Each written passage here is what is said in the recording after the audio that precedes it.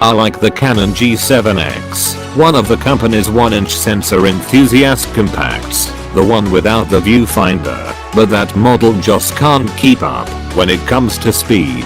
Given that its successor, the G7 X Mark II, is fundamentally the same camera, albeit with some important enhancements, it's not surprising that I like the Mark II as well.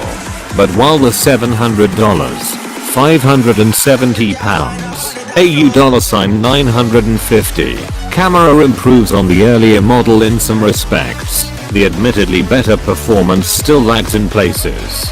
A processor update brings with it faster startup and an increased continuous shooting speed. We clocked at 5.6 frames per second with autofocus and auto exposure. And it's also faster to focus in low contrast conditions, as Canon claims.